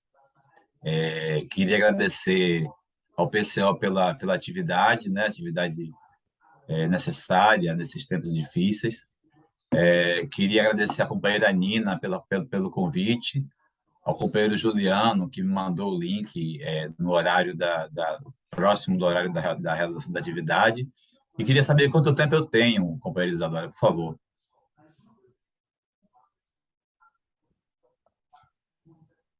Olha, nós não decidimos, né, no começo, a gente sempre dá um tempinho, mas acho que 3 minutos é ok. Ótimo, tá bom. Eu vou ligar aqui o tempo para te avisar. Não, só falando da escola, né?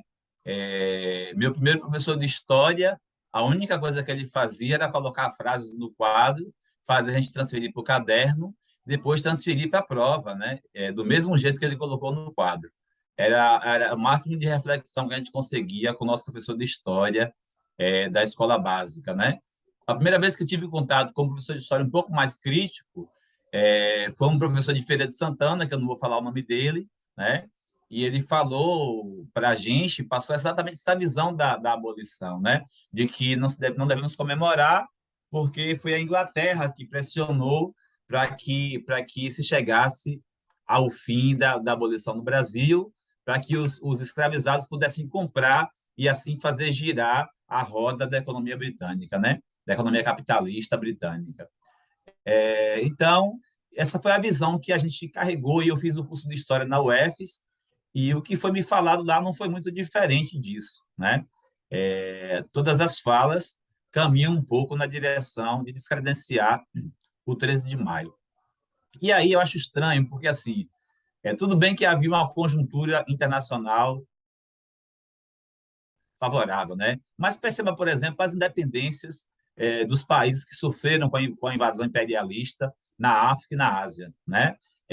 Quando o imperialismo recuou diante das lutas dos povos asiáticos e africanos contra a dominação imperialista dos países, com Gandhi na Índia, com o MP lá em Angola, com a Frelimo em Moçambique, havia já uma reestruturação do imperialismo para explorar esses países de outras formas, né?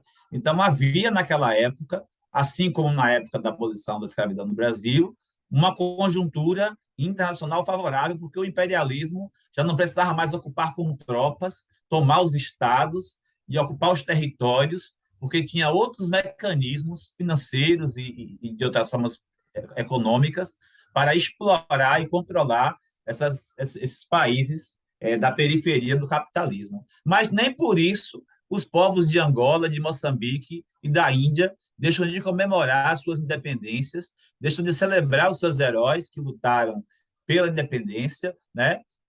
Porque tinha uma conjuntura internacional favorável. Então, me parece muito estranho e um tanto quanto racista mesmo essa opção por abandonar o 13 de maio. Muito do que eu sou historiador, mas eu não conhecia muita coisa que foi dita aqui hoje, né? Sou professor de História da Rede Estadual e Municipal, do Estado da Bahia, aqui em Santa Bárbara, e em Feira de Santana da Rede Municipal. Quer dizer, perdi minha condição de professor de História agora por causa da reforma do ensino médio, né? Hoje eu sou professor de Sociologia e Filosofia, há 24 anos estudando História. De repente, fui transformado pela redução da carga horária da disciplina com a reforma do ensino médio em professor de Sociologia e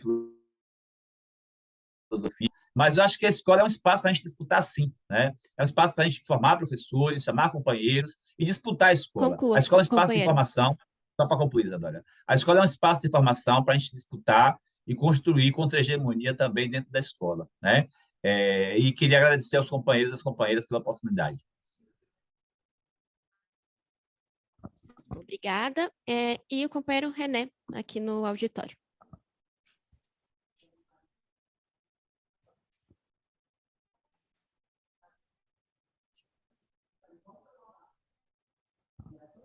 Tá ouvindo? Tá tranquilo? Não, agora tô bonito. Durante um bom tempo, assim, eu não sabia se eu tinha sangue negro ou não, apesar de desconfiar disso, né? Então, eu fiz um teste genético, deu 17% de origem negra de uma costa da África, né? Níger, Nigéria e tal. E aí você acaba ficando curioso de saber como é que acontece essa mistura. E fiquei sabendo de uma série de outras histórias com relação às lutas negras. Como a minha infância foi durante o governo militar, obviamente o pessoal era uma época bastante estranha, porque você tinha que utilizar toda uma vestimenta imitando as pessoas que tinham mais posses de brancos. E quando nascia um irmão que era um pouco mais branquinho, o pessoal falava assim, pô, esse daí vai ter sucesso, porque ele é mais branquinho. Então tinha uma certa contaminação na época, que não tinha nada a ver com uma reflexão política, sobre como ter uma certa ascensão social para ter acesso a bens e tudo mais, né? Entrando no partido, eu acabo vendo de uma outra forma, né? Então, já faz alguns anos, eu estou filiado há 5 anos, mas já faz alguns anos que eu acompanho o PCO, e eu notei o seguinte: o foco, desde que eu entrei, eu fiz uma pergunta para os companheiros e foi uma resposta bastante simples, né? O mais importante não é a luta de classes? Aí o companheiro Rui fez aquela resposta, sim, claro, né? O foco é a luta de classes. Depois eu fui tomando consciência que não tinha... Eu fui do movimento negro, da UNegro, e no PCO tinha coletivo de negros, coletivo de mulheres, o GARI, o Grupo de Arte Revolucionária Independente. Aí eu comecei a perceber o seguinte: se a luta de classes é o mais importante, né? O resto você vai ter como vertentes, como óticas, né? Porque os negros, é indiscutível, eles estão na classe trabalhadora, mas eles têm uma vertente, necessidades especiais com relação a uma ótica, uma necessidade de se discutir algumas coisas. As mulheres, idem. Acabo ajudando o partido, fazendo a produção do programa Mulheres, e assim, é um leque gigantesco de situações específicas das mulheres. Na arte, você vai ter mulheres e homens, brancos, negros, indígenas, está todo mundo lá fazendo a sua participação, a sua manifestação artística, né? E é incrível como muitas pessoas se contaminam pela leitura pequeno-burguesa e pela leitura da burguesia em si, trazendo para suas vidas a ótica. Ele é negro, ele é miscigenado, mas ele se vê pela ótica da burguesia. E ele não percebe que a ótica do partido em si, ele dá o caminho. Você tem essas especificidades, mas a luta é de classes, a luta é da classe trabalhadora. você não pode se deixar contaminar pelo identitarismo, que o identitarismo ele destrói, na realidade ele desvia a luta de classes e enfraquece os trabalhadores. Hoje foi uma coisa bastante clara que esse identitarismo em cima da obra, que é maravilhosa, o Guarani, do Carlos Gomes, foi uma destruição da posição do índio, que o índio na obra original era grande, e agora ele ficou extremamente pequeno. Então, assim, a questão da luta de classes, a questão da verdadeira conquista trabalhadora, que é mirar para o modo, né, estando num modo pré-revolucionário, visando a revolução, como disse a Angelina, vamos passar pelo socialismo, vamos nos dirigir ao comunismo, né? Mas sem cair na armadilha do identitarismo, né? Ou seja, tem que estar bem claro, a morte do 13 de maio é um ataque identitário, é um instrumento para acabar, né, divergir, assim, transformar um assunto, né, desviar o assunto do soerguimento da classe trabalhadora para a sua libertação. Obrigada, companheiro. E, bom, acho que para a gente encerrar, acho que eu, Caio, responder algumas coisas. Eu gostaria de primeiro responder o Alex, que colocou aí a questão da censura e tal. E se antes, né, a luta do negro era... A gente via, né, tanto a Globo, a televisão, enfim, as imprensas se importarem com isso.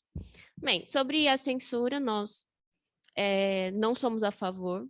E a gente vê, né, que agora tem essa questão de uma pessoa falou alguma coisa racista, ela tem que ser censurada, porque os negros sofrem muito e tal. Mas os negros não sofrem muito porque alguém falou, fez uma piada racista, fez algum comentário contra a pessoa. O negro sofre porque a gente tem um regime de exploração da classe trabalhadora, de toda a população. E o negro, né, que vem desse histórico, né, da escravidão, que não foi indenizado e tal, ele está inserido nesse regime de exploração que, inclusive, usa disso para explorar ainda mais o negro. E, finalmente, é isso que causa todos os sofrimentos dos negros. Não é nenhuma piada, nem nada disso. Eu lembro que uma vez numa discussão, quando eu era bem nova no partido, a gente estava fazendo uma discussão sobre apropriação cultural. E aí eu lembro que a gente estava falando, né, daquela...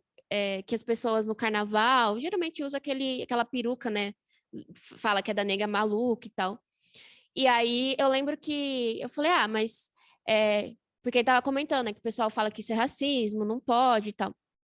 Aí eu peguei e falei, mas eu lembro, né, que quando eu era criança, o pessoal fazia piada do meu cabelo e tal, eu ficava chateada com isso. Aí o Rui falou assim, manda a pessoa para aquele lugar, tipo, daí, sabe? Tudo bem, né? Mas a gente também tem que ter esse negócio de tipo, é um idiota, né, finalmente. Mas não é isso que é o problema do negro. Eu não sofria porque eu tinha... O pessoal falava que meu cabelo era ruim, tinha várias piadinhas e tal. Eu sofria porque eu era uma menina do interior de São Paulo, estudava numa escola que não tinha nenhum recurso de educação, assim, né, como vive boa parte da juventude a maioria, né, da juventude no Brasil vive. Uma situação muito carente de recurso, de educação de qualidade. Isso porque ainda eu... depois até entrei numa escola técnica, consegui superar essas dificuldades, mas por coisas específicas, né? Mas, no geral, isso daí que o pessoal falava é uma coisa assim, claro, não vou falar, é chato, claro, mas o pessoal faz demagogia com isso, tipo assim, vamos combater o racismo combatendo as pessoas que fazem piadinha com os negros, que fazem... Mas isso não vai mudar em nada. Tanto que a gente tem até uma revista que fala sobre a censura, né? Quem ganha com a censura, os negros ou os racistas? E, inclusive, essa revista, ela traz a denúncia de que o nosso companheiro de coletivo, Juliano Lopes, ele foi processado pela presidente da UNE por racismo, porque ele, em um artigo no nosso diário Causa Operária, ele se referiu a ela como negra de alma branca, que é um termo já muito conhecido no movimento negro quando você quer dizer que um negro ele está agindo nos interesses, né, da classe burguesa, né, contra a população, contra os negros e tal. Então, é um termo muito usado já, né? E aí ele foi processado. Então, veja só, para que é o benefício disso, de ter uma lei de racismo e tal? É um negro que de um coletivo de negros que atua no movimento operário há muitos anos e essa lei se voltou contra ele. Então, tudo bem, pode ser que, sei lá, eles agora consigam condenar o Léo Lins, né, que é a última discussão agora que a gente tem sobre a liberdade de expressão.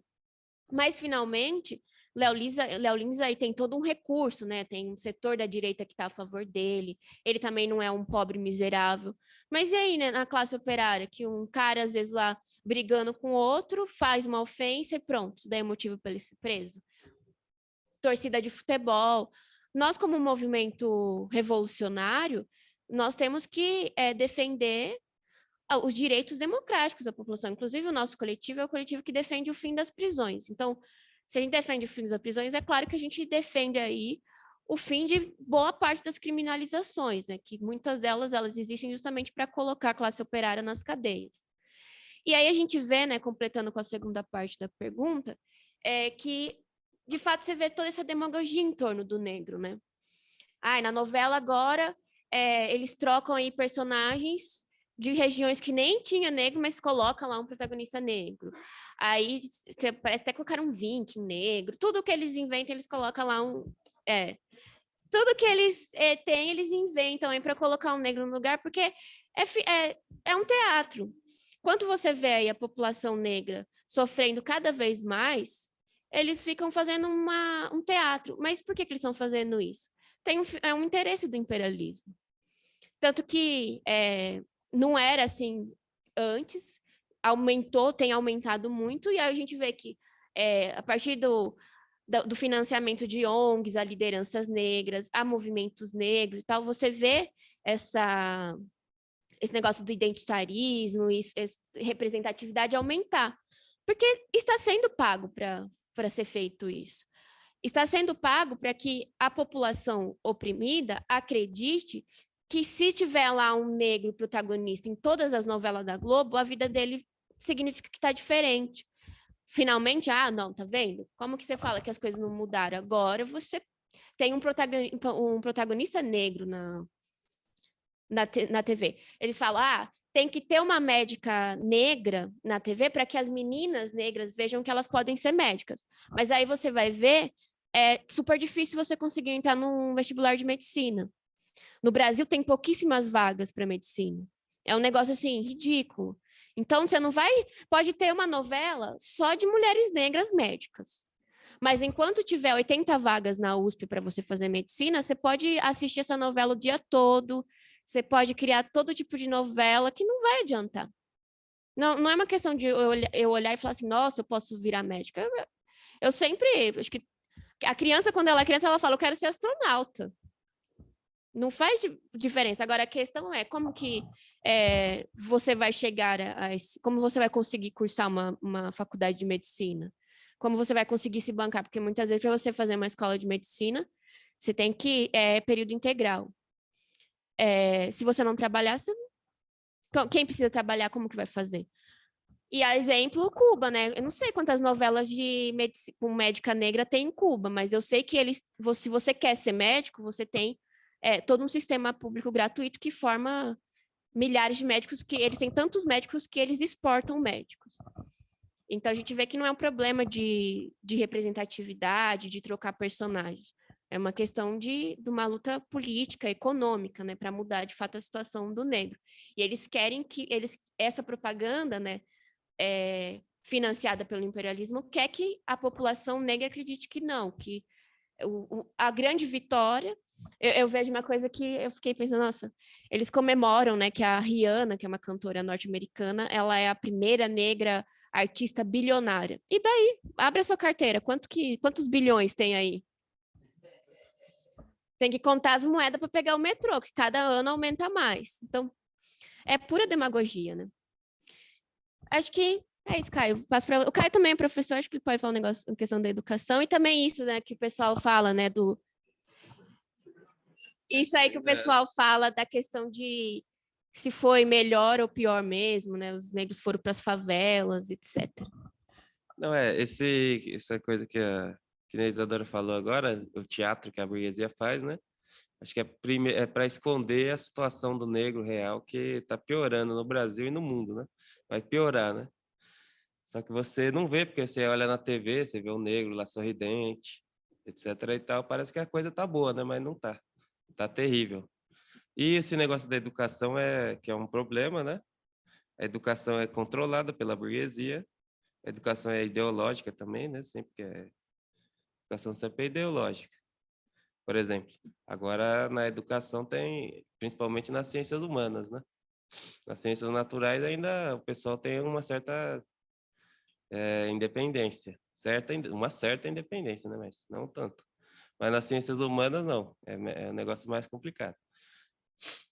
Então, você vê que o Estado controla ideologicamente o currículo. Não é nem tanto o professor que vai falar, mas o currículo, o que ele vai passar para os alunos. Você vê que o identitarismo tomou conta dos currículos das escolas públicas, por exemplo. Isso daí já deveria levar o pessoal a refletir, né? E por que o PSDB coloca no currículo lugar de fala, racismo estrutural, sei lá o quê? Você tem que ver isso daí, né? Então, eu acho que o problema da educação, lógico, dentro dos limites, mas o mais importante que você pode fazer é ensinar, ser um professor que o pessoal não gosta que seja, o Estado odeia, que é conteudista. Você passar conteúdo seguro para o seu aluno, em vez de você ficar refletindo coisas abstratas. Por exemplo, se você falar que o Brasil foi descoberto em 1500, o pessoal já acha ruim. Como assim descoberto? Foi uma invasão. Então, em vez de você eu acho que deveria colocar as coisas assim bem conteudistas, porque isso daí ajuda, porque a pessoa é melhor, inclusive, para a formação dela no futuro, né? Ela conhecer coisas de fato. E a outra coisa do se mudou ou não, eu acho que isso aí tem um mito no Brasil, que o próprio movimento negro fala disso daí, mas eles mesmos acreditam no mesmo mito que eles denunciam, que é o negócio do Gilberto Freire, patriarcal. O mito patriarcal é assim: a escravidão no Brasil não era também assim, que nem a ditadura no Brasil não era também assim. Era tranquilo, o senhor de escravo dava comida para o escravo, ele tinha um lugar para dormir, mas é tudo farsa, isso aí não tem nada a ver. Quem disse que o escravo comia? Quem disse que o senhor dava comida para ele? Comida é a mesma coisa. Da mesma maneira que o patrão ele tenta economizar o salário do cidadão, do funcionário, o senhor de engenho também tentava economizar a comida do cara, lógico. E ele tinha condições de fazer coisas muito piores do que um patrão tem de fazer com um operário. Muito mais. Durava pouco, pô. A vida do cara era assim, ó. Tinha gente que, se você fosse um escravo de mina, você trabalhava lá 20 horas sem parar, pelado, você vazando lá, porque você é uma peça de mercadoria. Então, como que você vai comparar uma coisa dessa com ser um cidadão? Existem vídeos aí de ex-escravos falando. O pessoal miserável, porque depois da escravidão o pessoal era miserável. Mas ele fala, não, agora eu tô na maravilha, isso aqui é uma maravilha para mim. Tô tranquilo. Lógico, o pessoal caiu na pobreza, mas o escravo já era o mais pobre de todos, porque ele não tinha nada, absolutamente nada, né? Então, acho que isso daí, acho que é uma colocação que não tem nada a ver com o que o pessoal faz, não dá para comparar, né? É a mesma coisa, quando acabou a servidão, o pessoal virou operário depois. E o operário tinha uma vida difícil no começo, no capitalismo na Europa. Era quase um escravo, né? Mas a pessoa se sentia melhor, porque não era mais servo, né? Não era quase uma peça. Então, acho que não tem nada a ver isso aí, lógico que o pessoal gostou de ser. No Brasil foi uma festa que durou mais de uma semana, depois da escravidão, né? E os fazendeiros tiveram que contratar os escravos, teve que pagar salário, pessoal. Ia fazer o quê? Senão não tinha... E muita gente não voltou também a trabalhar nas fazendas. pessoal foi embora, foi para a cidade, falou, vou viver de outro jeito, dá um jeito, porque nunca mais eu entro numa fazenda dessa daí, já era para mim, né? Então tem isso daí, eu acho que colocar desse ponto de vista que a escravidão foi ruim, que a abolição foi ruim para o negro é absurdo, totalmente absurdo, né? Eu acho que é isso, né? É, claro, é capaz do pessoal fazer uma campanha e falar, ó, quando era escravidão era melhor, viu? Não, isso é absurdo, porque por mais difícil que a vida do operário seja, ele pode reivindicar pela melhoria, pelos direitos trabalhistas. Agora, como escravo reivindicar sobre qualquer coisa, sendo que ele é uma propriedade do senhor. O senhor poderia fazer o que quisesse com ele.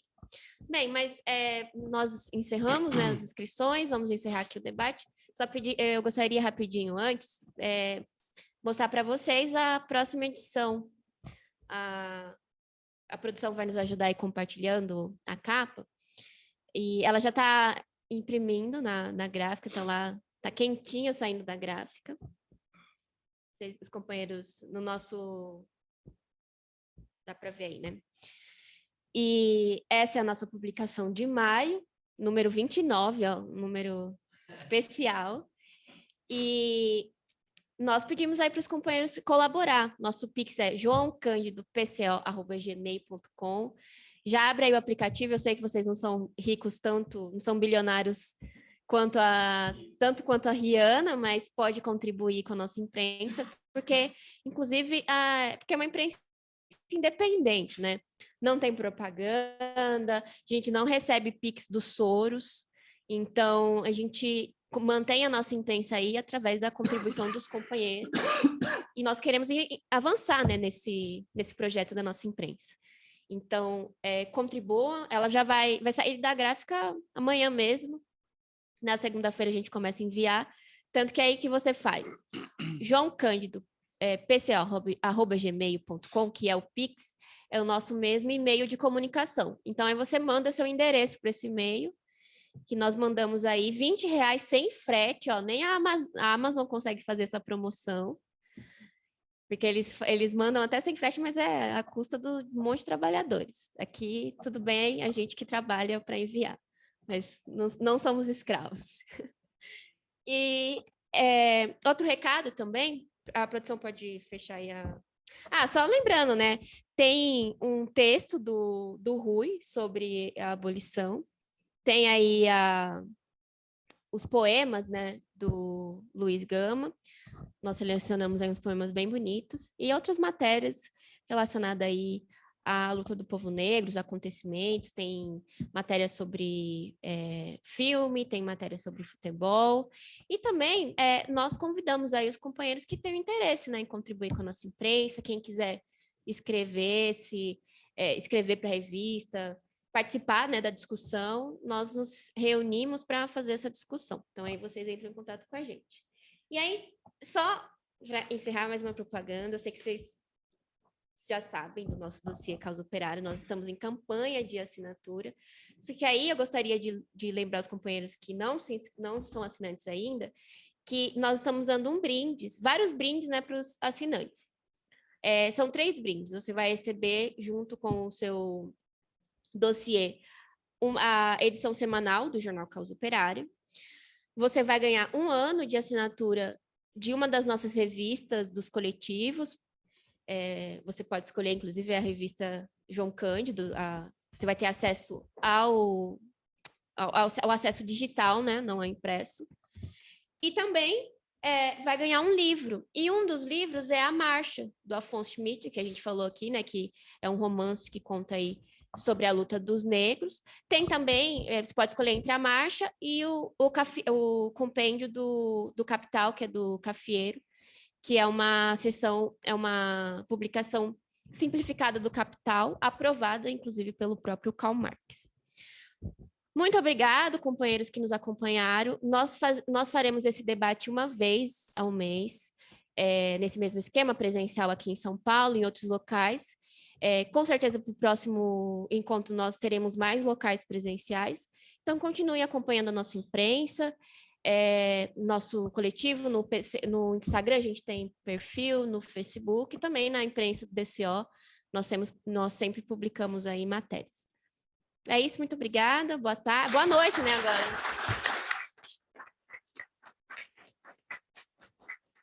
Obrigada, companheiros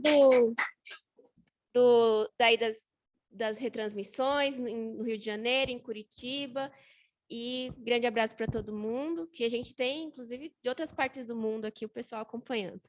Tchau, tchau.